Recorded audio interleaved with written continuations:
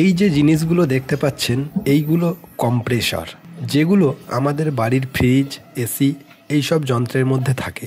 এর সাহায্যেই ফ্রিজ বা এসি থেকে আমরা ঠান্ডা করার সুবিধা পাই। ফ্রিজের পেছন দিকে খেয়াল করলেই এই রকম কম্প্রেসর নামক যন্ত্রটা আপনারা দেখতে পাবেন, যেটি দেখতে ছোট্ট গ্যাস সিলিন্ডারের মতো।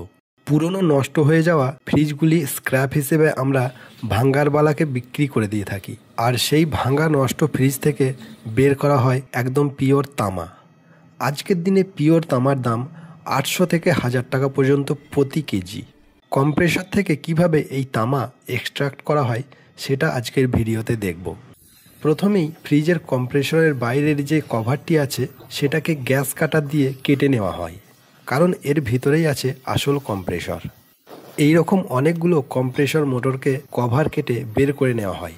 আপনারা অবশ্যই জানেন যে মোটরের মধ্যে কপার তারের কয়েল থাকে, তাই এবার এই সমস্ত মোটরগুলোকে ভেঙে শুধুমাত্র কয়েলগুলোকে আলাদা করে নেওয়া হচ্ছে। এবার একটি একটি করে প্রত্যেকটা কয়েল থেকে তামার তারগুলিকে দড়ির বাঁধন কেটে আলাদা করে নেওয়া হচ্ছে। তামার তারগুলোকে কাঁচি দিয়ে কেটে নেওয়া হচ্ছে যাতে করে কয়েল থেকে বের করতে সুবিধা হয়। এবার শুধু তামার তারগুলোকে আলাদা করে বের করে নেওয়া হচ্ছে। এই সব তামার তারগুলোকে একটি বড় চুল্লিতে প্রচণ্ড হিট দিয়ে গলিয়ে নেওয়া হচ্ছে।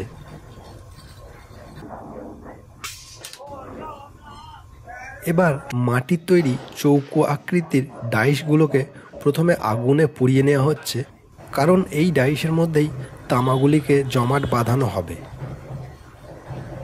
এবার ডাইসগুলোকে আগুনে পুড়িয়ে শক্ত হয়ে যাবার পর এই গলন্ত তামাগুলিকে এই ডাইসগুলির মধ্যে ভর্তি করে দেওয়া হচ্ছে। তারপর ডাইসের মুখগুলিকে বন্ধ করে দেওয়া হলো।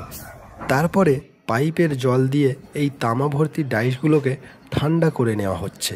এই মাটির ডাইসগুলিকে ভেঙে এবার এর ভিতর থেকে তামার ব্লকগুলোকে একটি একটি করে বের করে নেওয়া হচ্ছে। এখন যেটি দেখতে পাচ্ছেন এইগুলিই হচ্ছে পিওর তামা, যেটা আপনার বাড়ির নষ্ট হয়ে যাওয়া ফ্রিজের কম্প্রেসর থেকে বের করা হলো। ভিডিওটি ভালো লাগলে অবশ্যই সাবস্ক্রাইব বাটনে ক্লিক করতে ভুলবেন না।